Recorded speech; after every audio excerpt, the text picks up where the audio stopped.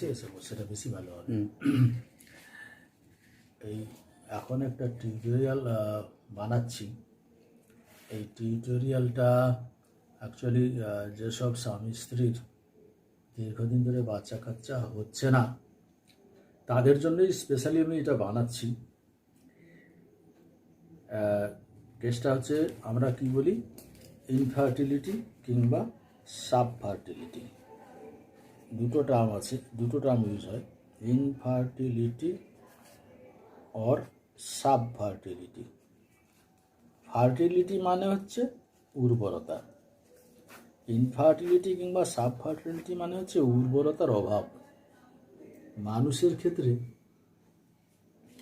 যারা সন্তান উৎপাদন করতে পারছে না, কনসিভ করতে পারছে না, তাদেরকে আমরা বলি ইনফার্টিলিটিতে ভুগছে। তো এরও একটা টাইম লিমিট আছে। একটা বিবাহিত কাপল টানা 1 বছর এক জায়গাতে থেকে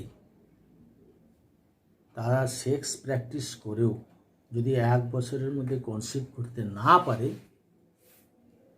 তবেই তার ডাক্তারের কাছে যাওয়া উচিত কিংবা মতামত নেওয়া উচিত। অল্প বয়সী মেয়ে যারা বিলো 20 বিয়ে হয়েছে, তাদের 20-21 বছর বয়স পর্যন্ত অপেক্ষা করা উচিত।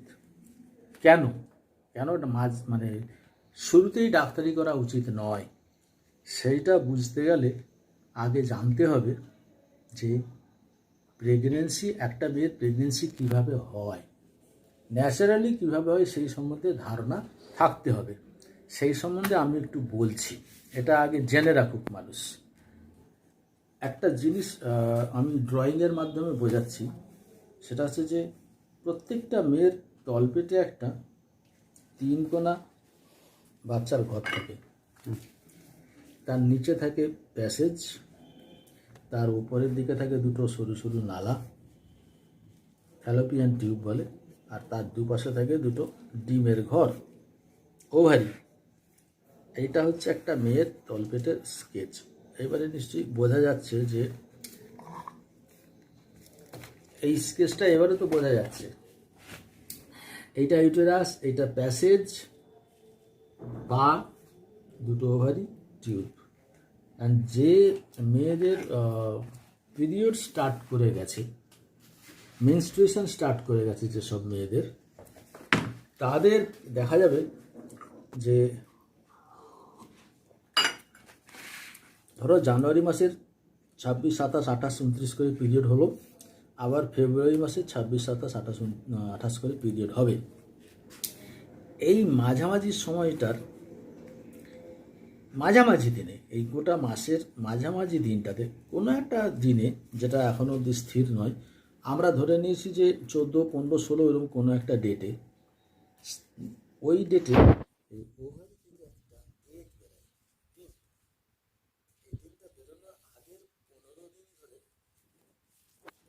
এই বাচ্চার ঘরের ভেতরের লাইনিংটা মোটা হতে থাকে, মানে এখানে একটা বিছানা তৈরি হতে থাকে।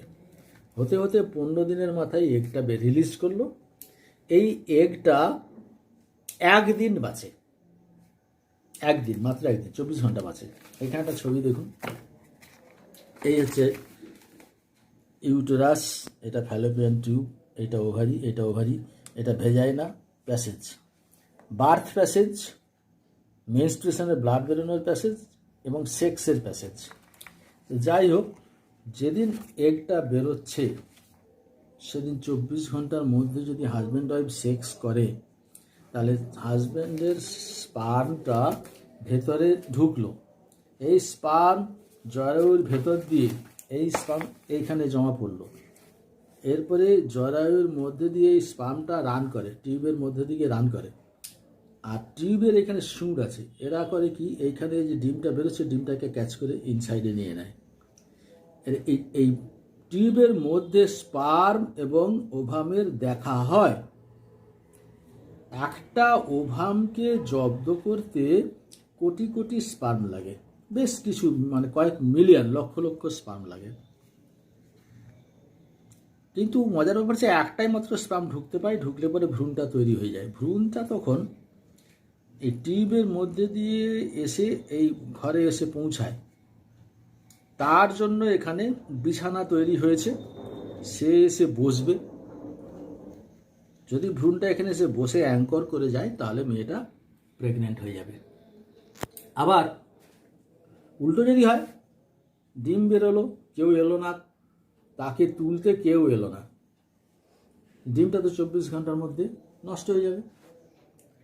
ডিম নষ্ট হয়ে গেলে বিছানা তৈরি বন্ধ, এবং এই বিছানাটা ড্রাই আপ হয়ে 15 দিন পরে বেরিয়ে যাবে। তার মানে 15 দিন পরে যখন পিরিয়ডটা হচ্ছে সেই সময় ঘরটা পুরো সাফ হয়ে গেল, পিরিয়ড হয়ে ঘর সাফ হয়ে গেল। পরের মাসে আবার বিছানা তৈরি হবে, আবার একটা নির্দিষ্ট দিনে ডিম বেরোবে, আবার সে ডিম অপেক্ষা করবে, তাকে কেউ তুলে নিয়ে যাওয়ার জন্য অপেক্ষা করবে, কেউ এলে ভালো, না এলে পরে আবার সেই মাসিক হয়ে যাবে। তো এইটা একটা মেয়ের শরীরে চলছে। অনেক সময় স্বাভাবিকভাবে প্রেগনেন্সি হয় না, এই কারণে যে ডেট হয়তো ঠিক ঠিক দিনে ম্যাচ করছে না, সেই কারণে অনেকের ন্যাচারালি প্রেগনেন্সি হয় না। আবার আরেকটা কথা বলি, সেটা হচ্ছে যে ডিম বেরোনোর ডেটটা কিন্তু নির্দিষ্ট নয়। সাধারণত আমরা ধরে নিই যে মাসিকের 10 থেকে 20 দিনের মধ্যে কোনো একটা ডেটে এগটা রিলিজ করবে। সেই কারণে হাজব্যান্ড ওয়াইফকে অনেক সময় আমরা অ্যাডভাইস করি, সবসময় অ্যাডভাইস করি যে বাচ্চা চাইতে গেলে এই 10 থেকে 20 দিনের মধ্যে অল্টারনেট ডেতে সেক্স করো। 10 দিনের দিন, 12 দিনের দিন, 14 দিনের দিন, 16 দিনের দিন, এর মধ্যে কোনো একটা দিন ওভুলেশন হবে। ওভুলেশন মানে হচ্ছে ডিম বেরোনো। এর মধ্যে কোনো একটা দিন ডিম বেরোবে এবং স্পার্ম পৌঁছালে প্রেগনেন্সি এসে যাবে। আর ঠিক উল্টো হবে, যারা বাচ্চা চায় না তাদেরকে আমরা এই টাইমটা অ্যাভয়েড করতে বলি। Easy calculation. এবারে আমরা আলোচনা করব যে প্রেগনেন্সি যাদের হচ্ছে না তারা তো ডাক্তারি কনসালটেশনের জন্য যাবে। তাহলে ডাক্তার কি কি অ্যাডভাইস করছে, কেন করছে, তার রেশনালিটি কি আছে, এইগুলো খুব যুক্তিযুক্তভাবে বুঝে এগোতে হবে। এটা এমন রোগ নয়, জ্বর জ্বালার মতো নয় যে আমি ডাক্তারের কাছে গেলাম, ওষুধ খেলাম, একটা প্রেগনেন্সি হয়ে গেল, ব্যাপারটা তা নয়। এটা একটা প্রসিডিওর, এটা একটা জার্নি। আমি বলি জার্নি, যে জার্নির মাঝখানে কোথায় তিনি বসে আছেন আর কখন তাকে আমরা পাবো, that we do not know, আমরা সেটা জানি না। আমরা জার্নি করতে করতে একটা সময় তাকে পেয়ে যাব। পাবোই এমন কোনো কথা নেই, পেতে পারি। তাহলে আমার কাছে যদি কোনো একজন কাপল আসে, তাদেরকে আমি প্রথম যেটা বলি যে এক হচ্ছে নর্মালি বেশ কিছুদিন কাটাও, 10 থেকে 20 দিনের মধ্যে ঘন ঘন শেষ করে নর্মালি কিছুদিন কাটাও। হতেই পারে যে তোমরা সেই ডেটে শেষ করোনি, তাই আসেনি। এটা হচ্ছে প্রথম অ্যাডভাইস, যে তোমরা নর্মালি কিছুদিন কাটাও এইভাবে, 10 থেকে 20 দিনের মধ্যে একটু ঘন ঘন সেক্স করে দেখো। তারপরে আসছে কিছু ইনভেস্টিগেশন। আমরা কি কি ইনভেস্টিগেশন বলি? আমরা প্রথমে বলি কিছু হরমোন টেস্ট। এই হরমোন হচ্ছে অনেকগুলো হরমোনের একটা অর্কেস্ট্রা আছে, ছন্দবদ্ধ একটা প্রক্রিয়া আছে। তার মাধ্যমে এই মেয়েদের শরীরের জরায়ুর মধ্যে, তার মাধ্যমেই মেয়েদের শরীরের জরায়ুর মধ্যে বিছানা তৈরি হতে থাকে, তার মাধ্যমে এগ বেরোয়। তো এই এগ বেরোনোর প্রক্রিয়াটা একটা হরমোন ওরিয়েন্টেড। এর মধ্যে কোনো হরমোনের যদি অভাব থাকে কিংবা উল্টো পাল্টা ছন্দ থাকে তাহলে ওভুলেশন হবে না। ওভুলেশন না হলে প্রেগনেন্সি আসবে না। সেজন্য আমরা প্রথম টেস্ট করি হরমোন। দ্বিতীয় টেস্ট আমরা যেটা করি আলট্রাসোনোগ্রাফি, ইউএসজি। ইউএসজির মাধ্যমে আমরা পুরো ইউটেরাসের চেহারা কিংবা তার সাইজ, হেন তেন কিছু টিউমার আছে কিনা, অ্যাবনর্মালিটি আছে কিনা আমরা দেখে নিই। 3 নম্বর হচ্ছে হাজব্যান্ডের একটা সিমেন অ্যানালিসিস। সিমেন অ্যানালিসিস খুব গুরুত্বপূর্ণ বিষয়। প্রপার কাউন্ট থাকতে হয় সিমেনের মধ্যে, স্পার্ম কাউন্টটা খুব জরুরি। আবার সেই স্পার্মগুলোর মধ্যে কতগুলো স্পার্ম বনবন দৌড়াতে পারছে সেটা হিসাব করা জরুরি। কেন না, স্পার্ম যদি এখানে পড়ে থাকে আর ও যদি এখানে পড়ে থাকে, এই কুলে আমি ওই কুলে তুমি, বাচ্চা হবে না। কাজে স্পার্মকে তো দৌড়ে পৌঁছাতে হবে ওভামের কাছে, তবে প্রেগনেন্সি হবে। কাজে স্পার্মের কত পার্সেন্ট দৌড়াতে পারে, কত পার্সেন্ট আছে, এইটা খুব গুরুত্বপূর্ণ বিষয়। এই কারণে ছেলেদের সিমেন অ্যানালিসিস মাস্ট। তাহলে আমরা বলছি হরমোন টেস্ট করতে হবে, আলট্রাসোনোগ্রাফি করতে হবে, সিমেন টেস্ট করতে হবে। আরেকটা যেটা করতে হবে সেটা হচ্ছে যে ফ্যালোপিয়ান টিউব দুটো আছে, এই টিউব দুটো খোলা না বন্ধ সেটা দেখতে হয়। এটা একটা সহজ উপায়ে দেখা যায়, তার নাম হচ্ছে HSG, হিস্টেরোস্যালপিঙ্গোগ্রাম। হিস্টেরোস্যালপিঙ্গোগ্রাম সম্বন্ধে বলছিলাম। এইটা একটা হিস্টেরোস্যালপিঙ্গোগ্রামের প্লেট। এটা কিভাবে করা হয়? এটাই একটা লম্বা সিরিঞ্জের সাহায্যে প্যাসেজের মধ্যে দিয়ে গিয়ে জরায়ুর নিচের দিকের মুখটাতে এই সিরিঞ্জটা লাগানো হয়। এই সিরিঞ্জের মধ্যে এমন একটা ওষুধ আছে যেটা কালো প্লেটে সাদা ছবি আসবে। তো এইখানে দেখা যাচ্ছে যে একটা ইনজেকশন সিরিঞ্জের মাধ্যমে ওষুধ পুশ করা হয়েছে, তাতে ইউটেরাসের কন্ট্যুর, ইউটেরাসের আকৃতিটা বোঝা যাচ্ছে। আবার দুটো টিউবের ছবি আছে এখানে, হালকা করে একটু কাছে এলে বোঝা যাবে। এইখানে দুটো টিউবের পিকচার আছে, এর মাধ্যমে ওষুধটা পেটের মধ্যে ছড়িয়ে পড়েছে। এগুলো সব ওষুধ ছড়িয়ে পড়েছে, সাদা রঙের দেখাচ্ছে। তার মানে নালা দুটো খোলা আছে। এটা কিন্তু মানে নিচের দিক থেকেই করা হয়, প্রাইভেট পার্টসের মধ্যে দিয়ে জরায়ুর মুখে সিরিঞ্জটা লাগিয়ে ওষুধটা পুশ করে এইটা করা হয়। খুব বেশি পেনফুল না, তবে হালকা পেনফুল, টলারেট করার মতো। এইভাবে টিউবাল ওপেনিং টেস্ট করা যেতে পারে। আরেকটা টিউবাল ওপেনিং টেস্ট করা হয় আলট্রাসোনোগ্রাফির মাধ্যমে।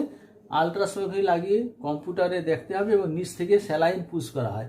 তাতে করে দেখা যায় যে পেটের মধ্যে জল ঢুকে যাচ্ছে এবং তাতে বুঝতে হবে যে টিউবটা খোলা আছে। ওটাকে বলে সোনোস্যালপিঙ্গোগ্রাফি। সোনোস্যালপিঙ্গোগ্রাফিও অনেক সময় করা হয়।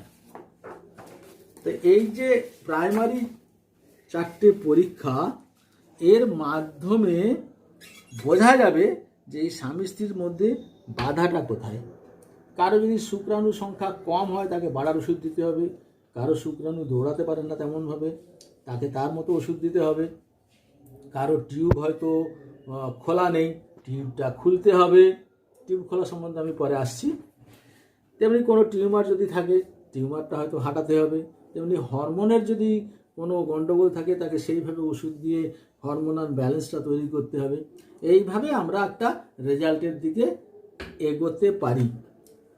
এইটা হচ্ছে একদম basic first step towards getting a pregnancy. এখন এইসব করেও ছবি দেখাচ্ছি, এইখানে একটা ছবি দেখাচ্ছি। এইটা হচ্ছে ওভাম, মানে ডিমের ছবি, ডিম্বাণুর। আর এইগুলো হচ্ছে সব শুক্রাণু। একটা ডিম্বাণুকে অনেক শুক্রাণু মিলে ঘিরে ধরেছে। একটা ডিম্বাণুকে অনেকগুলো শুক্রাণু মিলে ধরেছে। একজন ঢুকতে পেলেই ভ্রূণ তৈরি হয়ে যাবে। এই যে এখানে একটা মাত্র ঢুকে গেছে, ঢুকে গিয়ে ভ্রূণ তৈরি হচ্ছে, বাকিগুলো দেওয়ালে আটকা পড়ে গেছে। এইটা একটা জানতে হবে যে এরকম যে আমার একটা ডিম্বাণু বেরিয়েছে, শুক্রাণুগুলো ঘিরে ধরেছে, একজন ঢুকেছে, ঢুকলে ভ্রূণটা তৈরি হয়ে যাবে। এই হচ্ছে তার সাইজ। ঠিক আছে।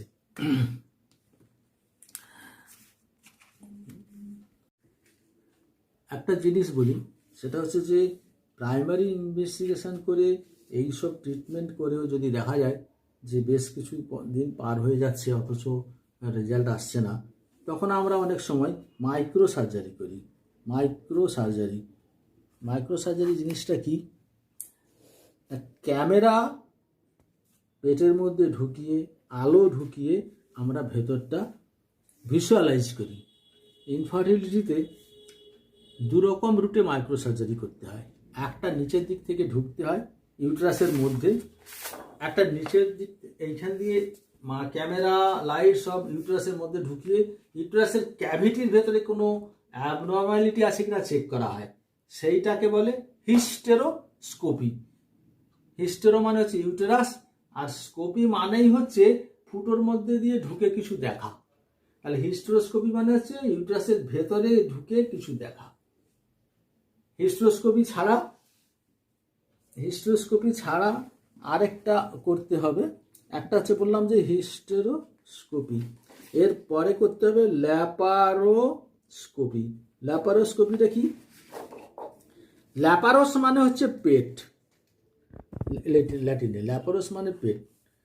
তার মানে একটা মেয়ে শুয়ে আছে বিছানাতে, ওটি টেবিলে শুয়ে আছে, এবারে তার নাভির কাছে পেটের কাছে ফুটো করে আমরা ক্যামেরা লাইট সব ঢুকিয়ে দেবো। এটা কেবলের মাধ্যমে একটা মনিটরে লাগানো থাকবে। এই মনিটরে আমরা দেখতে পাবো ইউটেরাস, টিউব সব দেখতে পাবো। এবং শুধু তাই নয়, টিউবটা ব্লক আছে কিনা, কোথাও টিউমার আছে কিনা, ডিম বেরোনোর পথে কোনো বাধা আছে কিনা, এইগুলো সব আমরা দেখব। দেখে সেই অনুযায়ী ব্যবস্থা নেব। যদি টিউবে ব্লক থাকে ল্যাপারোস্কোপির মাধ্যমে ব্লকটা খুলে দেবো, মাইক্রোসার্জারির মাধ্যমে সেটা খুলে দেবো। এটা কিন্তু একটা অপারেটিভ প্রসিডিওর। এর জন্য ভর্তি হতে হয়, এর জন্য অ্যানেস্থেসিয়া লাগে। এটা একটা রীতিমতো একটা অপারেশনই বলা যেতে পারে। তো এই হিস্টোস্কোপি কিংবা ল্যাপারোস্কোপি প্রথমেই আমরা করি না এক লাফে। 2-3 বছর ধরে চিকিৎসা হচ্ছে না, তখন আমি সিদ্ধান্ত দিই যে একটা মাইক্রোসার্জারি করা যাক। এবারে ধরুন মাইক্রোসার্জারিটাও হয়ে গেছে, তাও সময় কেটে যাচ্ছে, প্রেগনেন্সি আসছে না, আমাদেরকে আবার অন্য পথে হাঁটতে হবে। তখন কী পথে হাঁটতে হবে বলছি। এইখানে একটা ল্যাপারোস্কোপিক সার্জারি দেখাচ্ছি। এই গোল মতো বড়টা হচ্ছে ইউটেরাস, জরায়ু। আচ্ছা, ইউটেরাসটা দেখানোর পরে এবারে যেটা দেখানো হবে দেখে নিন ভালো করে। এইটা হচ্ছে জরায়ু, এর দুদিক থেকে দুটো ফ্যালোপিয়ান টিউব আছে আর দুদিকে দুটো ওভারি আছে। এইটা হচ্ছে মেয়েটার রাইট সাইডের ফ্যালোপিয়ান টিউব, এইটা হচ্ছে মেয়েটার রাইট সাইডের ফ্যালোপিয়ান টিউব। এটা হচ্ছে রাইট সাইডের ফ্যালোপিয়ান টিউব। টেস্ট করা হচ্ছে, নিচ থেকে ড্রাগ পুশ করা হচ্ছে, ড্রাগটা এখান থেকে বেরোচ্ছে ব্লু কালারের, তার মানে এই টিউবটা খোলা আছে। এবারে লেফট সাইডেরটা দেখছি, লেফট সাইডের টিউব এইটা ধরে তোলা হচ্ছে। হ্যাঁ, এটা দিয়েও ড্রাগ বেরিয়েছে, মানে এটাও পেটেন্ট আছে, এটাও খোলা আছে। এর নিচে সাদাটা হচ্ছে ওভারি। এই দেখুন, এটা দিয়েও বেরোচ্ছে, তার মানে এই লাইনটাও খোলা আছে। এবারে বুঝতে পারছেন তো। ল্যাপারোস্কোপি এইভাবে করা হয়। পেটের মধ্যে এই যে নিচে জমে গেল ওষুধটা, যে ওষুধটা পাঠানো ছিল এটা ডাই, ওটা একটা ডাই ব্লু কালারের। শরীরের মধ্যে ব্লু কালারের তো তেমন কিছু অর্গান নেই, কাজে পরিষ্কার বোঝার জন্য ব্লু ডাইটাই পুশ করা হয়। This is called laparoscopy. এইটা অনেক ক্ষেত্রেই ইনফার্টিলিটি যখন কোনোভাবেই সাফল্য আসছে না এমনি প্রাইমারি ট্রিটমেন্টে, তখন এইভাবে এটা করতে হবে। এটা একটা ইউটেরাস, এটা সিজারের পরে করা, বাচ্চা বের করার পরে সেখানে এত বড় দেখাচ্ছে। এটা ইউটেরাসের বডি, এইটা হচ্ছে টিউব। হ্যাঁ, এইটা হচ্ছে টিউব, এইটা হচ্ছে টিউব, রাইট টিউব। এইটা হচ্ছে ডিমের ঘর। এই ওভারি থেকে এগ বেরিয়ে এই টিউবের মধ্যে দিয়ে ঢুকে জ্বরের মধ্যে পৌঁছায়। এটা হচ্ছে রাইট সাইডের tube and ovary. Equally left সাইডেও একই জিনিস আছে, লেফট সাইডের টিউব, লেফট সাইডের ওভারি।